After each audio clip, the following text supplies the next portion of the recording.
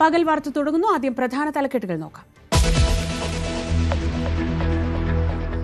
മുൻകൂർ ജാമ്യ ഹർജിയുടെ വാദം അടച്ചിട്ട മുറിയിൽ വേണമെന്ന് രാഹുൽ മാങ്കൂട്ടത്തിൽ MLA. ബലാത്സംഗ കേസെടുത്ത 6ാം ദിനവും രാഹുൽ ഒളിവിൽ തന്നെ.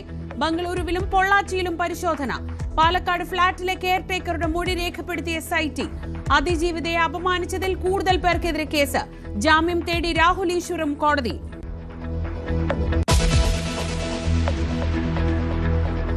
ശബരിമലയ്ക്ക് മാലയിട്ടവരെ കോളേജിൽ പ്രവേശിപ്പിച്ചില്ലെന്ന് പരാതി. സംഭവം കർണാടക ചിക്കമംഗളൂരിൽ. 3 വിദ്യാർത്ഥികളോട് കോളേജിൽ പ്രവേശിക്കും മുൻപ് മാലയൂരാൻ അധികൃതർ ആവശ്യപ്പെട്ടെന്ന ആരോപണം. പ്രതിഷേധവുമായി ഹിന്ദു സംഘടനകൾ.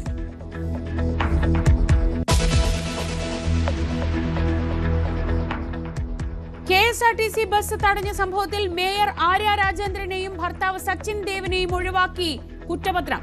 ഡ്രൈവർ യദു കൃഷ്ണനെ മേയർ അസഭ്യം പറഞ്ഞിട്ടില്ല. മേയറെ ഒഴിവാക്കിയതിനെതിരെ കോടതിയെ സമീപിക്കുമെന്ന് ഡ്രൈവർ യദു കൃഷ്ണൻ.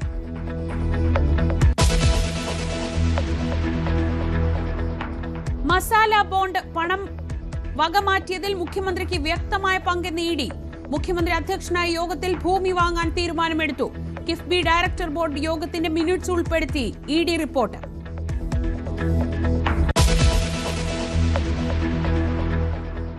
കർണാടകയിൽ താൽക്കാലിക വെടിനിർത്തൽ. പ്രഭാത ഭക്ഷണം കഴിഞ്ഞ് സൗഹൃദം പങ്കിട്ട് സിദ്ധരാമയ്യയും DK ശിവകുമാറും. വികസനം തുടരുമെന്ന് DK ശിവകുമാർ. താനും DKയും ഒറ്റക്കെട്ടെന്ന് സിദ്ധരാമയ്യ.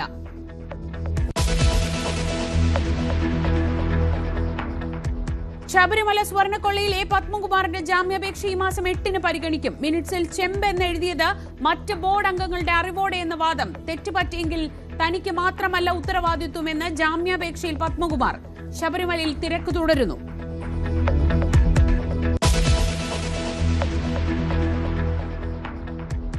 SIR മാറ്റിവെക്കണമെന്ന് കേരളത്തിന്റെ ഹർജി സുപ്രീം കോടതി ഉടൻ പരിഗണിക്കും. SIR-നെ ചൊല്ലി ഇന്നും പാർലമെന്റിന്റെ ഇരുസഭകളും സ്തംഭിച്ചു. യുദ്ധകാല അടിസ്ഥാനത്തിൽ ചർച്ച ചെയ്യാനാവില്ലെന്ന് കേന്ദ്രം.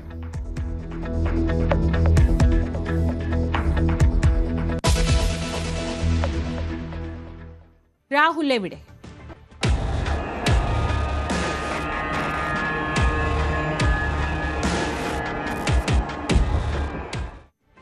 ലൈംഗികാരോപണ കേസിൽ തന്റെ മുൻകൂർ ജാമ്യാപേക്ഷയുടെ വാദം അടച്ചിട്ട മുറിയിൽ വേണമെന്ന് രാഹുൽ മാങ്കൂട്ടത്തിൽ MLA.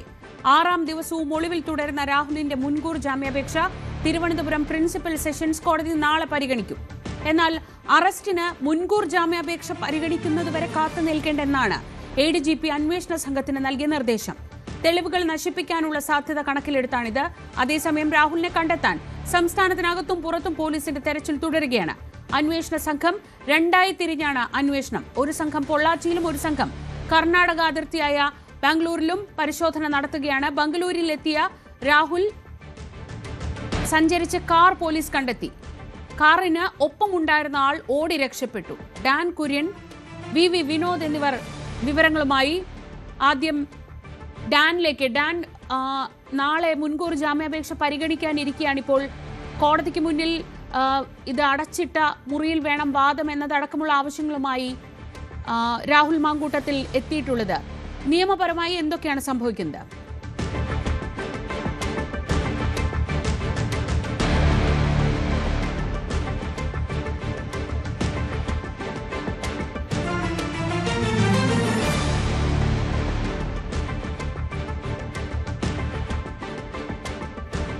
അന്വേഷണ സംഘം 2ആയി തിരിഞ്ഞാണ് ഇപ്പോൾ പരിശോധന നടത്തുന്നത്.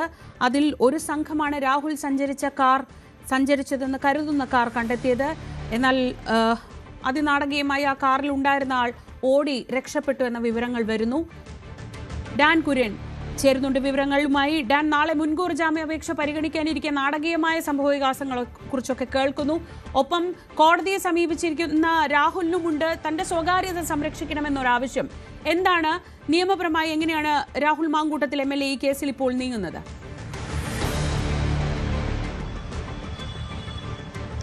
മുൻകൂർ ജാമ്യാപേക്ഷ അടുത്ത ദിവസമാണ് പരിഗണിക്കുന്നതെങ്കിലും അതുവരെ കാത്തു നിൽക്കേണ്ട എന്ന സുപ്രധാനമായ നിർദ്ദേശം ക്രമസമാധാന ചുമതലയുള്ള ADGPയുടെ ഭാഗത്ത് നിന്ന് അന്വേഷണ ഉദ്യോഗസ്ഥർക്ക് ലഭിച്ചിരിക്കുകയാണ്. അതുകൊണ്ടാണ് ഏതു വിധേനയും രാഹുലിനെ അറസ്റ്റ് ചെയ്യുക എന്നൊരു തീരുമാനത്തിലേക്ക് അന്വേഷണ സംഘം ഇപ്പോൾ എത്തിയിരിക്കുന്നത്. അതിന്റെ ഭാഗമായി രാഹുലിന്റെ വാഹനം സഞ്ചരിച്ച ദിശയിൽ അന്വേഷണ സംഘം പലരായി തിരിഞ്ഞ് യാത്ര ചെയ്തിരുന്നു.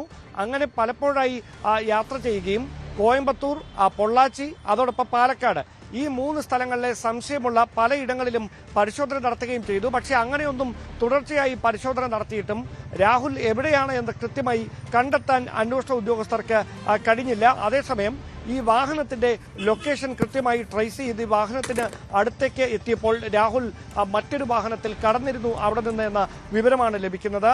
ഈ വാഹനത്തിലുണ്ടായിരുന്നയാൾ ഓടി രക്ഷപ്പെട്ടു എന്ന സൂചനകൾ കൂടി പുറത്തു വരുന്നുണ്ട്. ഇയാളെ പിടികൂടാനുള്ള ശ്രമം നടക്കുകയാണ്. മാത്രവുമല്ല, ഇതുമായി ബന്ധപ്പെട്ട കൂടുതൽ വിശദാംശങ്ങൾ ഈ രാഹുൽ ഉൾപ്പെടെയുള്ളവരെ എത്രയും പെട്ടെന്ന് പിടികൂടേണ്ടത് അന്വേഷണ സംഘത്തിന്റെ ആവശ്യമായതിനാൽ അത് വാർത്താമാധ്യമങ്ങളിലൂടെ പുറത്തു വന്നാൽ ഒരുപക്ഷെ അത് രാഹുലിനും ഒപ്പമുള്ളവർക്കും സഹായകരമാകുമെന്നൊരു വിലയിരുത്തലാണ് അന്വേഷണ സംഘം. എന്തായാലും 3 സ്ഥലങ്ങളിൽ വ്യാപകമായി നടന്ന തെരച്ചിലിലും രാഹുൽ മാങ്കൂട്ടത്തിനെ കണ്ടെത്താൻ അന്വേഷണ സംഘത്തിന് ഈ നിമിഷം വരെ കഴിഞ്ഞിട്ടില്ല. രാഹുൽ അവിടെ നിന്ന് രക്ഷപ്പെട്ടിരിക്കുന്നു എന്ന വിവരമാണ് ലഭിക്കുന്നത്. അങ്ങനെയെങ്കിൽ മറ്റ് 2 പ്രധാന നഗരങ്ങൾ കേന്ദ്രീകരിച്ചുകൊണ്ടാണ് ഇനി പരിശോധന നടക്കുക എന്ന സൂചനയാണ് ലഭിക്കുന്നത്. അത് എവിടെയാണ് എന്ന കാര്യം ഉദ്യോഗസ്ഥർ ഇതുവരെ വ്യക്തമാക്കിയിട്ടില്ല. ഈ 2 നഗരങ്ങളിലേക്ക് അവർ കടക്കാനുള്ള സാധ്യത മുന്നിൽ കണ്ടുകൊണ്ടാണ് അവിടേക്ക് പരിശോധന വ്യാപിപ്പിക്കുന്നത് എന്നാണ് പറയുന്നത്. അന്വേഷണ സംഘം 2ആയി തിരിഞ്ഞുകൊണ്ട് ഈ 2 ദിശകളിലേക്ക് പോയാകും ഈ പരിശോധന നടത്തുക. അതിനിടയിലാണ് തിരുവനന്തപുരം പ്രിൻസിപ്പൽ സെഷൻസ് കോടതിയിൽ തന്റെ അഭിഭാഷകൻ മുഖേന തന്റെ സ്വകാര്യതയുമായി ബന്ധപ്പെട്ട കാര്യങ്ങൾ ഡിജിറ്റൽ തെളിവുകളിൽ രേഖകളായി സമർപ്പിച്ചിരിക്കുന്നതിനാൽ അത് അടച്ചിട്ട കോടതി മുറിയിൽ വേണം അതുമായി ബന്ധപ്പെട്ട വാദം കേൾക്കാൻ. അതിലെ തെളിവുകൾ ജഡ്ജി കാണേണ്ടത് അടച്ചിട്ട മുറിയിലായിരിക്കണം. അത് മാധ്യമപ്രവർത്തകരോ അഭിഭാഷകരോ പുറത്തു നിന്നുള്ള ആളുകളോ കാണാൻ ഇടവരാത്ത തരത്തിൽ അടച്ചിട്ട മുറിയിൽ അതുമായി ബന്ധപ്പെട്ട നടപടികൾ ഉണ്ടാകണമെന്ന ആവശ്യം ഉന്നയിച്ചുകൊണ്ട് രാഹുൽ മാങ്കൂട്ടത്തിൽ അഭിഭാഷകൻ മുഖേന വീണ്ടും കോടതിയെ സമീപിച്ചിരിക്കുകയാണ്. അതിൽ കോടതിയുടെ തീരുമാനം ഏത് തരത്തിലാകുമെന്നത് കണ്ടു തന്നെ വേണം അറിയാൻ. എന്തായാലും ഒരു MLAയുടെ പ്രിവിലേജ് കൃത്യമായി രാഹുൽ മാങ്കൂട്ടത്തിന് ഈ കേസിൽ സഹായകരമായി മാറുമോ, അതായത് ജാമ്യം ലഭിക്കുന്നതിന് സഹായകരമായി മാറുമോ എന്നതാണ് ഏറ്റവും ആകാംക്ഷ ഉണർത്തുന്ന ചോദ്യം. ഒരുപക്ഷെ കോടതി ഇതുമായി ബന്ധപ്പെട്ട് പരിഗണിക്കുന്ന നടപടിക്രമങ്ങളിൽ ഏറ്റവും പ്രാധാന്യം ഉണ്ടാകാൻ പോകുന്നത് നമുക്ക് ലഭിക്കുന്ന സൂചനകൾ അനുസരിച്ച് കഴിഞ്ഞ ദിവസം രാഹുൽ ഈശ്വർ അറസ്റ്റിലായ കേസുമായി ഈ മുൻകൂർ ജാമ്യാപേക്ഷയെ പ്രോസിക്യൂഷൻ ബന്ധപ്പെടുത്താൻ സാധ്യതയുണ്ട്. അതായത് വളരെ സംഘടിതമായ ഒരു നീക്കത്തിലൂടെ ഇരയെ പൊതുജന മധ്യത്തിൽ അധിക്ഷേപിക്കുന്ന തരത്തിലുള്ള പോസ്റ്റുകളും അവരുടെ ചിത്രങ്ങൾ പ്രചരിപ്പിക്കുന്ന ഒരു ബോധപൂർവമായ നീക്കവും സംഘടിതമായ ഗൂഢാലോചനയിലൂടെ ഉണ്ടായിരിക്കുകയാണ് എന്ന വിലയിരുത്തലാണ് പ്രത്യേക അന്വേഷണ സംഘം. അതിന്റെ ഭാഗമായി തന്നെയാണ് അതുമായി ബന്ധപ്പെട്ട ഡിജിറ്റൽ തെളിവുകൾ ശേഖരിക്കുന്നതിനായി രാഹുൽ ഈശ്വറിന്റെ ലാപ്ടോപ്പ് ശാസ്ത്രീയ പരിശോധനയ്ക്ക് വിധേയമാക്കാൻ ഒരുങ്ങുന്നത്. ആ കാര്യം കൂടി പരിഗണിച്ചുകൊണ്ട് പ്രതിക്ക് മുൻകൂർ ജാമ്യം നൽകുന്ന സാഹചര്യം ഉണ്ടായാൽ അത് തെളിവുകൾ നശിപ്പിക്കപ്പെടുന്ന തരത്തിലേക്ക് കാര്യങ്ങൾ എത്തും. പ്രതികൾ ഉന്നത ബന്ധമുള്ള വ്യക്തിയായതിനാൽ അതിനുള്ള അവസരം നിഷേധിക്കണമെന്ന ആവശ്യം പ്രോസിക്യൂഷൻ നാളെ കോടതിയിൽ ഉന്നയിക്കുമെന്ന വിവരങ്ങളാണ് പുറത്തുവരുന്നത്. ഡാനാണ് വിവരങ്ങൾ നൽകിയത്. വി വിനോദ് കൂടിച്ചേർന്നു വിശദാംശങ്ങളുമായി. വിനോദ്, ഈ 6ാം ദിവസവും ഈ കേസിന്റെ അന്വേഷണം നടക്കുമ്പോഴും രാഹുൽ മാങ്കൂട്ടത്തിൽ ഒളിവിൽ തന്നെയാണ്. ഒരു വശത്ത് ഈ അന്വേഷണം നടക്കുന്നു എന്ന് പറയുമ്പോഴും ഇതൊരു ഒളിച്ചുകളിയാണോ, മനഃപൂർവ്വം വൈകിക്കലാണോ എന്നൊക്കെയുള്ള സംശയങ്ങളൊക്കെ ഉണ്ട്. ആ തരത്തിൽ എങ്ങനെയാണ് ഇതിനോടിപ്പോൾ സർക്കാർ വൃത്തങ്ങളിൽ നിന്ന് വരുന്ന പ്രതികരണങ്ങൾ എന്താണ്, അല്ലെങ്കിൽ പോലീസ് ഈ വിഷയത്തിൽ എടുക്കുന്ന നിലപാട് എന്താണ്? ശ്രീജ, അറസ്റ്റിലേക്ക് പോകാമെന്ന നിർദ്ദേശം തന്നെയാണ് പോലീസ് ഉന്നത കേന്ദ്രങ്ങളിൽ നിന്ന് അന്വേഷണ സംഘത്തിന് ലഭിച്ചിട്ടുള്ളത്. അതിന്റെ അടിസ്ഥാനത്തിലായിരുന്നു ഇപ്പോൾ ഈ ബാഗലൂരിലെ പരിശോധന. അത് തമിഴ്നാട് കർണാടക അതിർത്തിയാണ്. കഴിഞ്ഞ ദിവസം ഉച്ചയോടുകൂടിയാണ് അന്വേഷണ സംഘത്തിലെ ഈ ഉദ്യോഗസ്ഥർ അവിടേക്ക് എത്തുന്നത്. രാഹുൽ മാങ്കൂട്ടം അവിടെ ഉണ്ട് എന്ന കൃത്യമായ വിവരത്തിന്റെ അടിസ്ഥാനത്തിലായിരുന്നു പരിശോധന. എന്നാൽ രാവിലെ വരെ ബാഗലൂരിൽ മാങ്കൂട്ടം ഉണ്ടായിരുന്നു എന്ന വിവരമാണ്. അതിനുശേഷം പോലീസ് എത്തുമെന്ന ഒരു സൂചന ലഭിച്ചതോടുകൂടി അവിടെ നിന്ന് കർണാടകയിലേക്ക് കടന്നു എന്ന വിവരമാണ് നമുക്ക് ലഭിക്കുന്നത്. അവിടെ നിന്ന് 10 മിനിറ്റ് മാത്രം യാത്ര ചെയ്താൽ കർണാടകയിലേക്ക് കടക്കാൻ കഴിയും. ഹൊസൂരിനടുത്തുള്ള സ്ഥലമാണ്. ആദ്യം കോയമ്പത്തൂരിലേക്ക് പോവുകയും അവിടെ നിന്ന് ബാഗലൂരിലേക്ക് പോവുകയും ചെയ്തു എന്ന കാര്യമാണ് ഇപ്പോൾ പുറത്തു വരുന്നത്. നിരവധി ഫാം ഹൗസുകളൊക്കെ ഉള്ള ഒരു പ്രദേശമാണ്. അതുകൊണ്ട് തന്നെ മലയാളികൾക്ക് തോട്ടവും മറ്റ് കാര്യങ്ങളും ഒക്കെ ഉള്ള ഒരു പ്രദേശം. അവിടേക്ക് രാഹുൽ മാങ്കൂട്ടം എത്തി അവിടെ നിന്ന് വീണ്ടും കർണാടകയിലേക്ക് കടന്നു എന്നതാണ്. നമുക്കറിയാം, വ്യാജ തിരിച്ചറിയൽ കാർഡ് കേസുമായി ബന്ധപ്പെട്ട് രാഹുൽ മാങ്കൂട്ടത്തിന്റെ അറസ്റ്റൊക്കെ സംഭവിക്കുമ്പോൾ പിന്നീട് വീട്ടിൽ നിന്ന് രാഹുൽ മാങ്കൂട്ടത്തെ പിടികൂടി തിരുവനന്തപുരത്തേക്ക് കൊണ്ടുവരുമ്പോൾ ഒരു വീരപരിവേഷമായിരുന്നു, അല്ലെങ്കിൽ ആ തരത്തിൽ കേസിനെ നേരിടുമെന്ന നിലയ്ക്കായിരുന്നു. പക്ഷേ അവിടെ നിന്ന് വിഭിന്നമായി ഇപ്പോൾ രാഹുൽ മാങ്കൂട്ടം നിലം തൊടാതെ ഓടുന്ന ഒരു കാഴ്ച തന്നെയാണുള്ളത്. കാരണം കേരളത്തിൽ തുടരാൻ കഴിയാത്ത സാഹചര്യം. അവിടെ നിന്ന് തമിഴ്നാട്ടിലേക്കും കർണാടകയിലേക്കും ഒക്കെ ഓടി ഒളിക്കുന്ന നിലയിലേക്ക് ഈ കേസിന്റെ സാഹചര്യം മാറുന്നു. മാത്രമല്ല, നാളെ മുൻകൂർ ജാമ്യാപേക്ഷ പരിഗണിക്കാനിരിക്കെ അടച്ചിട്ട കോടതി മുറിയിൽ വേണം ആ നടപടികൾ പൂർത്തിയാക്കേണ്ടത്, അല്ലെങ്കിൽ അങ്ങനെയുള്ള നടപടികൾ വേണ്ടതെന്ന കാര്യം കൂടി ഇപ്പോൾ അഭിഭാഷകൻ മുഖേന കോടതിയെ അറിയിച്ചിരിക്കുന്നു. രാഹുൽ മാങ്കൂട്ടം ഈ കേസിന്റെ ഗൗരവം മനസ്സിലാക്കുന്നുണ്ട്. കാരണം രാഹുൽ ഈശ്വർ റിമാൻഡിലാണ്.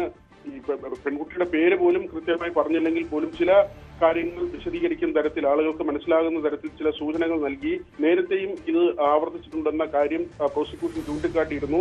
ഇതിന്റെ അടിസ്ഥാനത്തിലാണ് രാഹുൽ ഈശ്വർ റിമാൻഡിലായത്.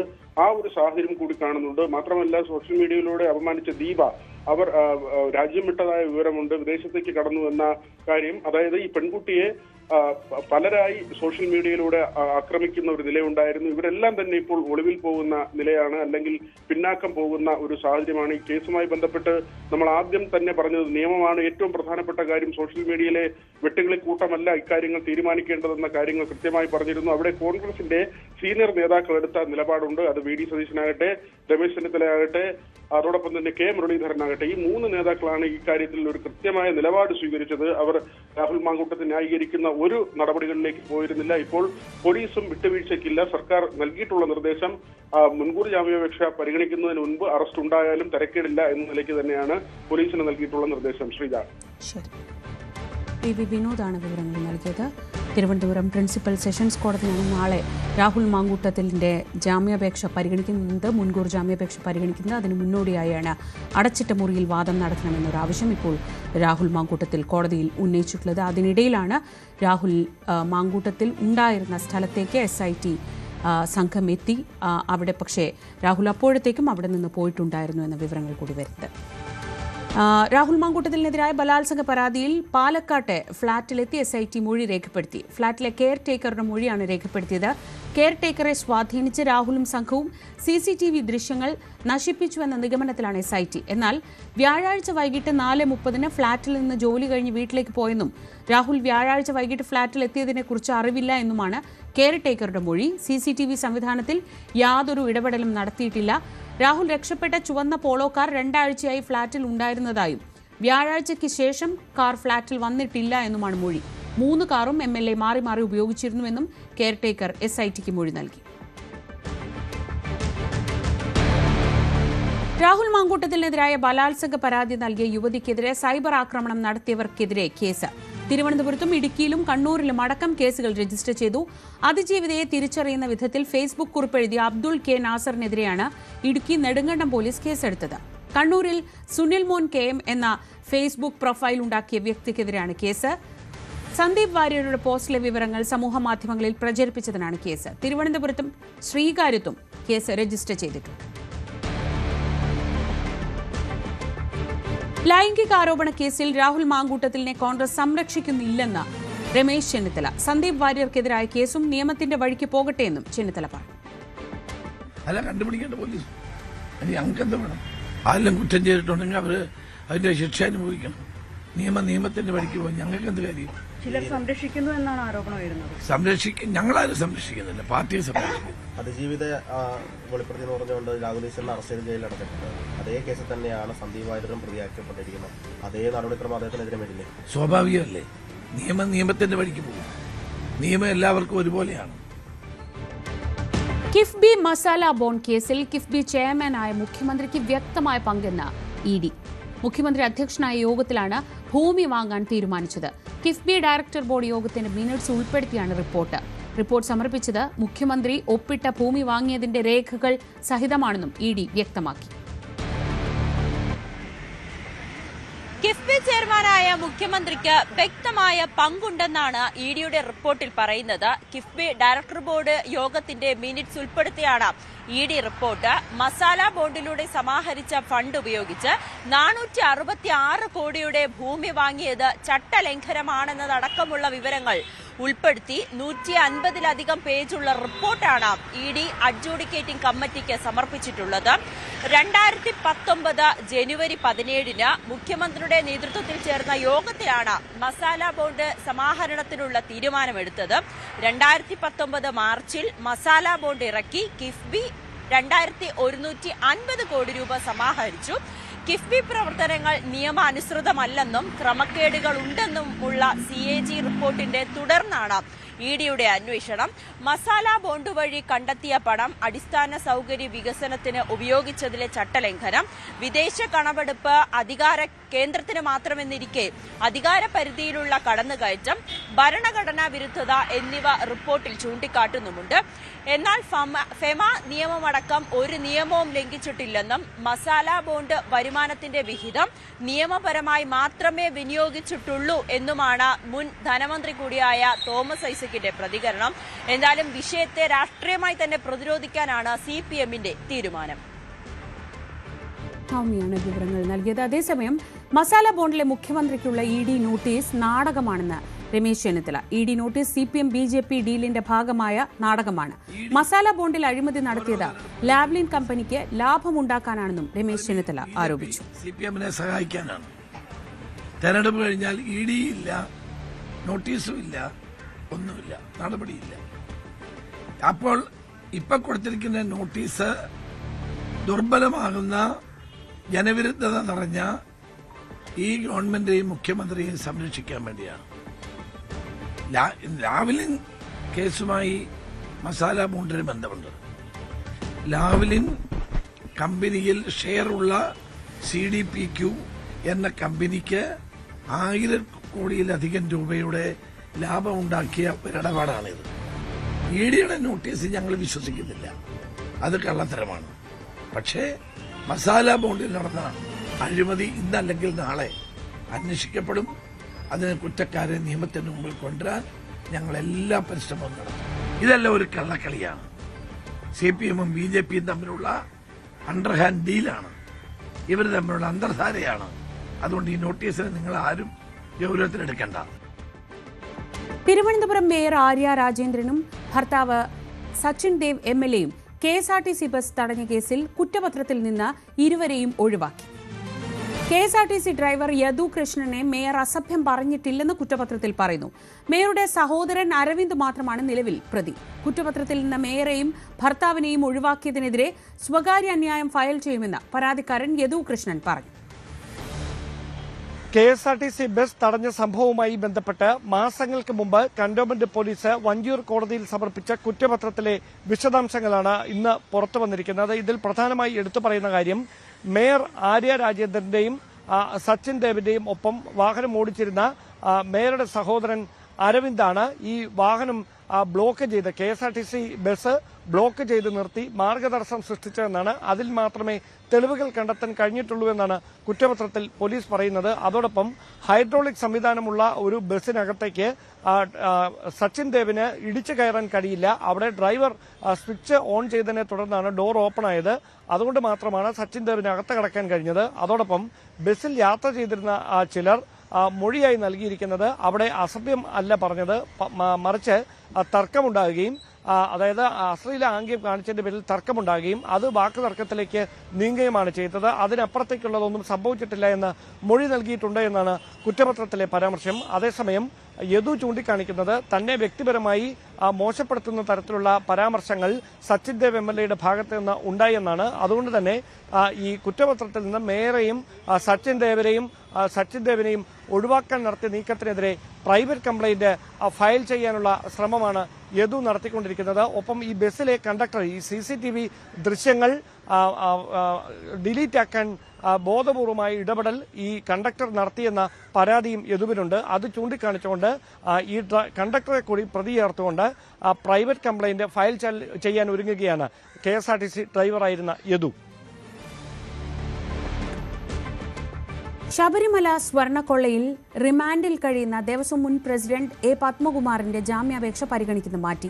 ഈ മാസം 8-നായിരിക്കും ജാമ്യാപേക്ഷ പരിഗണിക്കുക. കൊല്ലം വിജിലൻസ് കോടതിയാണ് ജാമ്യാപേക്ഷ പരിഗണിക്കുന്നത്. മിനിറ്റ്സിൽ ചെമ്പ് എന്നെഴുതിയത് മറ്റ് ബോർഡ് അംഗങ്ങളുടെ അറിവോടെ എന്നാണ് വാദം. ബോർഡിലെ മറ്റംഗങ്ങൾക്കും പങ്കുണ്ടെന്ന തരത്തിലാണ് പത്മകുമാറിന്റെ ജാമ്യ ഹർജിയിൽ വാദം. ശബരിമല സ്വർണ്ണക്കൊള്ളയിൽ അന്വേഷണം കടകംപള്ളി സുരേന്ദ്രനിലേക്ക് എത്തുമെന്ന് രമേശ് ചെന്നിത്തല. A. പത്മകുമാറിന്റെ മൊഴി കടകംപള്ളിയുടെ പങ്കാളിത്തം എടുത്തു പറയുന്നതാണെന്നും ചെന്നിത്തല ആരോപിച്ചു. വേണ്ട, അടുത്തത് കടകംപള്ളി സുരേന്ദ്രനായിരിക്കും. ജയിലിലേക്ക് പോകേണ്ടി വരുന്നത്. കാരണം പത്മകുമാർ അദ്ദേഹത്തിന്റെ പേര് പറഞ്ഞു എന്നാണ് ഇപ്പോൾ പുറത്തു വരുന്ന വാർത്തകൾ. ആ വാർത്തകൾ ശരിയാണെങ്കിൽ, ആ വാർത്തകൾ യാഥാർത്ഥ്യമാണെങ്കിൽ മന്ത്രിമാരിലേക്കും പ്രത്യേകിച്ച് കടകംപള്ളിയിലേക്ക് അന്വേഷണം നീങ്ങും. ശബരിമലയ്ക്ക് മാലയിട്ടവരെ കോളേജിൽ പ്രവേശിപ്പിച്ചില്ല എന്ന പരാതിയിൽ വിവാദം. കർണാടകയിലെ ചിക്കമംഗളൂരിലാണ് സംഭവം. 3 വിദ്യാർത്ഥികളോട് കോളേജിൽ പ്രവേശിക്കുന്നതിന് മുൻപ് മാലയൂരാൻ അധികൃതർ ആവശ്യപ്പെട്ടു എന്നാണ് പരാതി.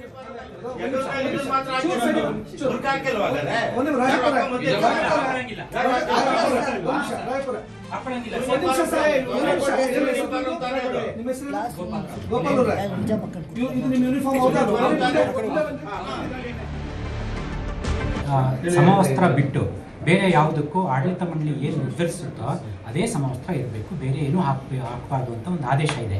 ಆ ಆದೇಶನ ಕೊಟ್ಟು ಅವರು ಯಾಕೆ ಆ ಟೈಮಲ್ಲಿ ಕೇಳೋ ಸ್ಥಿತಿಲಿ ಇರಲಿಲ್ಲ. ಹಿಜಾಬ್ ಆಗಲಿ ಅಥವಾ ಮಾಲೆ ಆಗಲಿ ಯಾವುದಕ್ಕೂ ಅವಕಾಶ ಇಲ್ಲ ನಮ್ಮ ಪದವಿ ಇಲಾಖೆ ಆದೇಶದ ಪ್ರಕಾರ.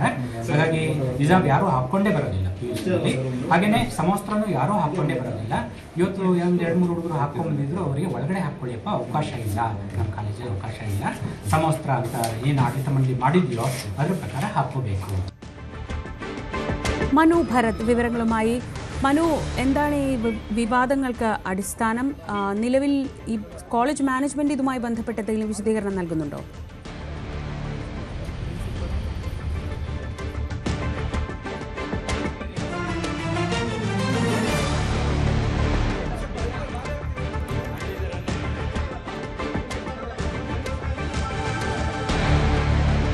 അഭിലാഷ്, ഈ ചിക്മംഗ്ലൂരിലെ കോളേജിൽ ആണ്, ഈ മൈസൂർ എഡ്യൂക്കേഷൻ സൊസൈറ്റിയുടെ കോളേജിലാണ് ഇത്തരത്തിൽ ഒരു സംഭവം ഉണ്ടായിട്ടുള്ളത്. അവിടെ 3 വിദ്യാർത്ഥികളാണ് ഈ അയ്യപ്പ സ്വാമി ക്ഷേത്രം സന്ദർശിക്കാനായുള്ള വ്രതാനുഷ്ഠാനങ്ങളിൽ ഉണ്ടായിരുന്നത്. അവരുടെ വസ്ത്രം അവിടുത്തെ യൂണിഫോമിന് നിരക്കുന്നതല്ല എന്നായിരുന്നു അധികൃതരുടെ നിലപാട്. അതിനെ തുടർന്ന് മാല അഴിക്കണം, ഏതെങ്കിലും ഒരു മതവിഭാഗത്തിൻ്റെ എന്തെങ്കിലും ചിഹ്നങ്ങൾ കോളേജിൽ അനുവദിക്കാനാകില്ല എന്ന നിലപാട് അവർ സ്വീകരിക്കുകയും ചെയ്തു. ഇതാണ് അവിടുത്തെ ഹൈന്ദവ വിശ്വാസികൾക്കിടയിൽ വലിയ പ്രതിഷേധത്തിന് കാരണമാക്കിയത്. തുടർന്ന് വിവിധ ഹിന്ദു സംഘടനകൾ ഇതിനെതിരെ പ്രതിഷേധവുമായി രംഗത്തെത്തി. പ്രത്യേകിച്ച് ഈ വിഷയത്തിൽ ബജ്രംഗ് ദൾ, അതുപോലെ BJP, യുവമോർച്ച തുടങ്ങിയ സംഘടനകൾ പ്രതിഷേധവുമായി രംഗത്തെത്തി. ഇവർ കോളേജിൽ എത്തുകയും അധികൃതരുമായി വാക്കേറ്റമുണ്ടാകുകയും ചെയ്ത ഒരു സാഹചര്യമുണ്ടായി. തുടർന്ന് ഇത് വലിയ തോതിൽ ഒരു വിവാദമായി ഉയർന്നിരിക്കുകയാണ്. അയ്യപ്പ ഭക്തർക്ക് ഇത്തരത്തിൽ ഒരു വേഷവിധാനം വിദ്യാഭ്യാസ സ്ഥാപനങ്ങളിൽ അനുവദിക്കാമോ എന്ന ചോദ്യം അവിടെ നിലനിൽക്കുകയും ആണ്. സ്വാഭാവികമായും വരും ദിവസങ്ങളിൽ ഇത് കൂടുതൽ വിവാദമാകും എന്ന കാര്യത്തിലും തർക്കമില്ല. മനു ഭരത്താണ് വിവരങ്ങൾ നൽകിയത്. കർണാടകയിലെ ചിക്കമംഗളൂരിലാണ് സംഭവം. ശബരിമലയ്ക്ക് മാലയിട്ട വിദ്യാർത്ഥികളെ കോളേജിൽ പ്രവേശിപ്പിച്ചില്ല. ഇതുമായി ബന്ധപ്പെട്ടാണ് ഇപ്പോൾ വിവാദമുണ്ടായിട്ടുള്ളത്. കർണാടകയിൽ നിന്ന് തന്നെയാണ് അടുത്ത വാർത്ത. അവിടെ വലിയൊരു തർക്കം നടക്കുന്നുണ്ടായിരുന്നു. ആ തർക്കങ്ങൾക്കിപ്പോൾ താൽക്കാലിക വിരാമമാവുകയാണ്. മുഖ്യമന്ത്രി പദവിയെ ചൊല്ലിയായിരുന്നു തർക്കം. മുഖ്യമന്ത്രി സിദ്ധരാമയ്യയും DK ശിവകുമാറും ഇന്ന് വീണ്ടും പ്രഭാത ഭക്ഷണ മേശയിൽ കൂടിക്കാഴ്ച നടത്തി. ആ കൂടിക്കാഴ്ചയിലാണ് മഞ്ഞുരുകൽ. മന്ത്രിസഭാ പുനഃസംഘടന ഹൈക്കമാൻഡ് നിർദ്ദേശം കൂടി പരിഗണിച്ചാണെന്നും DKയും താനും ഒറ്റക്കെട്ടാണെന്നും മുഖ്യമന്ത്രി സിദ്ധരാമയ്യ വ്യക്തമാക്കി. മികച്ച ഭരണം കാഴ്ചവെക്കാനുള്ള പ്രതിബദ്ധത ഊട്ടിയുറപ്പിച്ചതായും കോൺഗ്രസിന് കീഴിൽ മികച്ച വികസനം തുടരുമെന്നും DK ശിവകുമാർ പ്രതികരിച്ചു. കേന്ദ്ര സർക്കാരിന്റെ സഞ്ചാർ സാഥി ആപ്പ് നിർബന്ധമാക്കുന്നതിനെതിരെ പ്രതിപക്ഷം രംഗത്ത്. കേന്ദ്ര സർക്കാർ തീരുമാനത്തിൽ നിന്ന് പിന്നോട്ട് പോകണമെന്ന് കോൺഗ്രസ് ആവശ്യപ്പെട്ടു. സ്വകാര്യതയിലേക്കുള്ള കടന്നുകയറ്റമാണിതെന്നും ആപ്പിലൂടെ എന്ത് ശാക്തീകരണമാണ് കേന്ദ്ര സർക്കാർ ലക്ഷ്യമിടുന്നതെന്ന് വ്യക്തമാക്കണമെന്നും പ്രതിപക്ഷ MPമാർ ആവശ്യപ്പെട്ടു. എന്നാൽ ആപ്പ് നിർബന്ധമില്ലെന്നും ആവശ്യമില്ലാത്തവർക്ക് ഫോണിൽ നിന്ന് ആപ്പ് നീക്കം ചെയ്യാമെന്നും കേന്ദ്ര സർക്കാർ വ്യക്തമാക്കി. ശീതകാല സമ്മേളനത്തിന്റെ 2ാം ദിനവും പ്രതിപക്ഷ പ്രതിഷേധത്തിൽ പാർലമെന്റ് പ്രക്ഷുബ്ധമായി. തീവ്ര വോട്ടർ പട്ടിക പരിഷ്കരണം സംബന്ധിച്ച് ചർച്ച ചെയ്യാൻ ആവില്ലെന്ന് കേന്ദ്രമന്ത്രി കിരൺ റിജിജു നിലപാട് വ്യക്തമാക്കിയതോടെ പ്രതിപക്ഷം പ്രതിഷേധവുമായി ഇറങ്ങി. ഇതോടെ ലോക്സഭയും രാജ്യസഭയും 2 മണിവരെ നിർത്തിവെച്ചു. സമ്മേളനം ആരംഭിക്കുന്നതിന് മുൻപ് തീവ്ര വോട്ടർ പട്ടിക പരിഷ്കരണം സംബന്ധിച്ച് ചർച്ച ചെയ്യണമെന്നാവശ്യപ്പെട്ട് പ്രതിപക്ഷ നേതാക്കൾ പാർലമെന്റിന് മുന്നിൽ പ്രതിഷേധ പ്രകടനം നടത്തി. വോട്ട് ചോരി, ഗട്ടി ചോട് എന്നീ മുദ്രാവാക്യം വിളിച്ചായിരുന്നു പ്രതിഷേധം. കോൺഗ്രസ് നേതാക്കളായ സോണിയാഗാന്ധി, മല്ലികാർജ്ജുൻ ഖർഗെ, രാഹുൽ ഗാന്ധി, പ്രിയങ്ക ഗാന്ധി എന്നിവരുൾപ്പെടെ 100ഓളം എംപിമാർ പ്രകടനത്തിൽ പങ്കെടുത്തു. हमेशा हर मुद्दे पर, हर विषय पर आपको पर्याप्त समय, पर्याप्त अवसर देता हूं, लेकिन मेरा आपसे आग्रह है SIR-മായി ബന്ധപ്പെട്ട കേസുകൾ സുപ്രീം കോടതി അല്പസമയത്തിനകം പരിഗണിക്കും. കേരള സർക്കാർ ഉൾപ്പെടെയുള്ളവരുടെ ഹർജികളാണ് പരിഗണിക്കുന്നത്. തദ്ദേശ തെരഞ്ഞെടുപ്പ് കാരണം കേരളത്തിലെ പ്രത്യേക വോട്ടർ പട്ടിക പരിഷ്കരണം മാറ്റിവെക്കണമെന്ന കേരള സർക്കാർ ഉൾപ്പെടെയുള്ളവരുടെ ഹർജികൾ തള്ളണമെന്നാവശ്യപ്പെട്ട് കേന്ദ്ര തെരഞ്ഞെടുപ്പ് കമ്മീഷനും സുപ്രീം കോടതിയിൽ എതിർ സത്യവാങ്മൂലം സമർപ്പിച്ചിട്ടുണ്ട്. തെരഞ്ഞെടുപ്പും SIR-ഉം ഒരേ സമയം നടത്തുന്നതിൽ ഭരണപരമായ തടസ്സമില്ലെന്നും സംസ്ഥാന തെരഞ്ഞെടുപ്പ് കമ്മീഷൻ ഇതിൽ ആക്ഷേപമൊന്നും ഉന്നയിച്ചിട്ടില്ലെന്നും സത്യവാങ്മൂലത്തിൽ വ്യക്തമാക്കുന്നു. ആലപ്പുഴ കായംകുളത്ത് അച്ഛനെ വെട്ടിക്കൊലപ്പെടുത്തിയ അഭിഭാഷകൻ രാസലഹരി ഉപയോഗിച്ചിരുന്നതായി കണ്ടെത്തൽ. അച്ഛനോടുള്ള കടുത്ത വൈരാഗ്യമാണ് കൊലപാതകത്തിന് കാരണം. MDMA ഉപയോഗിക്കാറുണ്ടെന്ന് പ്രതി പോലീസിനോട് സമ്മതിച്ചു. 47 വെട്ടുകളാണ് നടരാജന്റെ ശരീരത്തിലുണ്ടായിരുന്നത്. കായംകുളം പുല്ലുകുളങ്ങരയിൽ കഴിഞ്ഞ ദിവസമുണ്ടായ കൊലപാതകത്തിന് പിന്നിൽ രാസലഹരി ഉപയോഗം ഉണ്ടായി എന്നുള്ളതിന്റെ കൃത്യമായ വിവരങ്ങളാണ് ഇപ്പോൾ പുറത്തു വന്നുകൊണ്ടിരിക്കുന്നത്. രാസപരിശോധനയിൽ, അതായത് കഴിഞ്ഞ ദിവസം നടത്തിയ പരിശോധനയിൽ നവജിത്ത് MDMA ഉപയോഗിച്ചിരുന്നു എന്നുള്ളത് കണ്ടെത്തിയിട്ടുണ്ട്. മാത്രമല്ല 30-ാം തീയതി ബാർ കൗൺസിലുമായി ബന്ധപ്പെട്ട ജോലിയുമായി ബന്ധപ്പെട്ട ഒരു പരീക്ഷ 30-ാം തീയതി എറണാകുളത്ത് വെച്ച് ഉണ്ടായിരുന്നു. കൊച്ചിയിൽ പരീക്ഷ എഴുതാനായി പോയ നവജിത്ത് പരീക്ഷ എഴുതാതെ അവിടെ ഹോട്ടൽ മുറിയെടുത്ത രാസലഹരി ഉപയോഗമായിരുന്നു എന്നുള്ളതും അന്വേഷണ സംഘം കണ്ടെത്തിയിട്ടുണ്ട്. തുടർന്ന് സഹോദരിയുടെ വീട്ടിൽ പോയി പ്രശ്നമുണ്ടാക്കി. സഹോദരി ഇടപെട്ടാണ് കായംകുളത്തേക്ക് ഇയാളെ എത്തിച്ചത്. ഈ സംഭവവുമായി ബന്ധപ്പെട്ടുള്ള തർക്കങ്ങൾ അച്ഛനുമായി വീട്ടിൽ ഉണ്ടായിരുന്നു. നടരാജൻ ഇതിനെ കർശനമായി എതിർക്കുകയും ചെയ്തിരുന്നു. പൊതുവെ കർക്കശക്കാരനാണ് പിതാവ് എന്നുള്ളത് നവജിത്ത് അച്ഛന് പോലീസിന് മൊഴി നൽകിയിട്ടുണ്ട്. അതോടൊപ്പം തന്നെ തന്റെ പഠന കാലഘട്ടങ്ങളിലൊക്കെ തന്നെയും തന്നെ ഇകഴ്ത്തി സംസാരിക്കാനുള്ള രീതിയായിരുന്നു എന്നുള്ളതാണ്. പക്ഷേ പോലീസ് പറയുന്നത് ഈ നവജിത്തുമായി ബന്ധപ്പെട്ട് ഓരോ ഘട്ടത്തിലും രക്ഷകർത്താക്കൾക്ക് നിരാശ ഉണ്ടാക്കുന്ന രീതിയിലുള്ള ഇടപെടലാണ് അയാളുടെ ഭാഗത്തു നിന്ന് ഉണ്ടായിരുന്നത് എന്നുള്ളതാണ്. ആദ്യം കമ്പ്യൂട്ടർ എഞ്ചിനീയറിംഗ് പഠിക്കുന്നതിനായി പോയി, പിന്നീട് 2 വർഷം കഴിഞ്ഞപ്പോൾ ആ കോഴ്സ് കംപ്ലീറ്റ് ചെയ്യാതെ തിരിച്ചു വന്നു. LLB പഠനത്തിനായി ചേർന്നു. LLB പഠനത്തിനായി ചേർന്ന് LLB പൂർത്തിയാക്കിയെങ്കിലും ഈ ബാർ കൗൺസിലിന്റെ പരീക്ഷ എഴുതാൻ തയ്യാറാവാതെ നിൽക്കുന്നൊരു സാഹചര്യം ഉണ്ടായിരുന്നു. ഇത്തരത്തിൽ വിവാഹിതനായി ഒരു കുട്ടിയുടെ പിതാവാകാൻ പോകുന്നു. ആ ഘട്ടത്തിൽ പോലും സ്വന്തമായി കാര്യങ്ങൾ ചെയ്യാത്തതും സാമ്പത്തിക കാര്യങ്ങൾ കണ്ടെത്താത്തതുമൊക്കെ പിതാവിൽ വലിയ അതൃപ്തി ഉണ്ടാക്കി എന്നുള്ളതാണ്. നിരന്തരം ഇക്കാര്യങ്ങൾ പറഞ്ഞുകൊണ്ടുള്ള തർക്കങ്ങൾ ആ കുടുംബത്തിൽ നിലനിന്നിരുന്നു എന്നുള്ളതും പോലീസ് വ്യക്തമാക്കുന്നുണ്ട്. അത് കഴിഞ്ഞ ദിവസത്തെ ബാർ കൗൺസിലിന്റെ പരീക്ഷ കൂടി എഴുതാതായ സാഹചര്യത്തിൽ അച്ഛനും മകനും തമ്മിൽ വലിയ തർക്കത്തിലേക്ക് പോവുകയും ചെയ്തു. വലിയ പക ഈ നവജിത്തിന് പിതാവിനോട് ഉണ്ടായിരുന്നു എന്നുള്ളതാണ് ആ ഒരു കൊലപാതകത്തിന്റെ രീതി വ്യക്തമാക്കുന്നതെന്നും പോലീസ് പറയുന്നു. 47 മുറിവുകൾ, 47 വെട്ടുകളാണ് ഈ നടരാജന്റെ ശരീരത്തിൽ ഉണ്ടായിരുന്നത്. അതിൽ തന്നെ മുഖത്താണ് ഏറ്റവും അധികം വെട്ടുകൾ ഏറ്റത് എന്നുള്ളതാണ്. അത്രമാത്രം പകയോടുകൂടിയാണ് ആ കാര്യങ്ങൾ അയാൾ നിർവഹിച്ചത് എന്നുള്ളതാണ് വ്യക്തമാക്കുന്നത്. അതോടൊപ്പം തന്നെ വീടിന്റെ മുകളിലത്തെ നിലയിൽ, കൊലപാതകത്തിന് ശേഷം വീടിന്റെ മുകളിലത്തെ നിലയിൽ ഉണ്ടായിരുന്ന നവജിത്ത് മുകളിൽ നിന്നും താഴെ 2 ഡമ്മികൾ കിടക്കുന്നുണ്ട് എന്ന് വിളിച്ചു പറയുകയും ചെയ്തിരുന്നു. നാട്ടുകാർ ഇടപെട്ട വീടിന്റെ ഫ്രണ്ട് ഡോറും ബാക്ക് ഡോറും ലോക്ക് ചെയ്തിരുന്നു. പോലീസ് പിൻഭാഗത്തെ വാതിൽ ചവിട്ടിപ്പൊളിച്ചാണ് അകത്തേക്ക് കയറുകയും ഇയാളെ കീഴ്പ്പെടുത്തുകയും ചെയ്തത്. അതേസമയം തന്നെ അത്തരത്തിൽ ഈ പ്രതിയെ കൊണ്ടുവരുന്ന ഘട്ടത്തിൽ, പോലീസ് സ്റ്റേഷനിൽ എത്തിക്കുന്ന ഘട്ടത്തിലും യാതൊരു കുറ്റബോധമോ മറ്റു കാര്യങ്ങളോ ഇയാൾക്ക് ഇല്ല എന്നുള്ളതാണ്. പിതാവിനോട് വലിയ പക സൂക്ഷിച്ചിരുന്നു എന്നുള്ളതാണ് അന്വേഷണ സംഘം വ്യക്തമാക്കുന്നത്.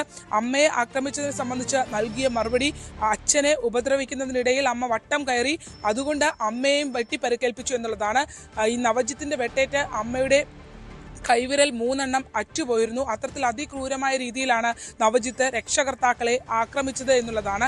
എന്തായാലും ഈ കേസുമായി ബന്ധപ്പെട്ട ഏറ്റവും പ്രധാനപ്പെട്ടത് ലഹരി ഉപയോഗം തന്നെയാണ്. MDMA ഉൾപ്പെടെയുള്ള രാസലഹരികൾ ഇയാൾ ഉപയോഗിച്ചിരുന്നു എന്നുള്ളത് ഇപ്പോൾ പരിശോധനയിൽ തന്നെ തെളിഞ്ഞിരിക്കുകയാണ്. ആലപ്പുഴയിൽ നിന്നും ശരണ്യ സ്നേഹജൻ, ന്യൂസ് 18. കണ്ണൂർ സെൻട്രൽ ജയിലിൽ റിമാൻഡ് പ്രതി ആത്മഹത്യ ചെയ്തു. വയനാട് കേണിച്ചിറ സ്വദേശി ജിൽസൺ ആണ് കഴുത്തുമുറിച്ച് ആത്മഹത്യ ചെയ്തത്. ഭാര്യയെ കൊലപ്പെടുത്തിയ കേസിലാണ് ഇയാൾ ജയിലിലായത്.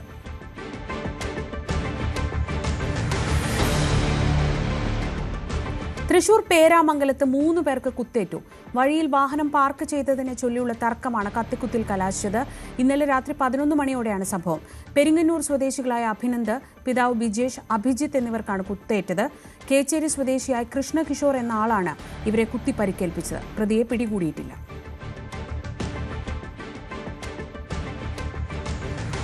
തൃശൂർ ഇരിങ്ങാലക്കുടയിൽ വൻ രാസലഹരി വേട്ട.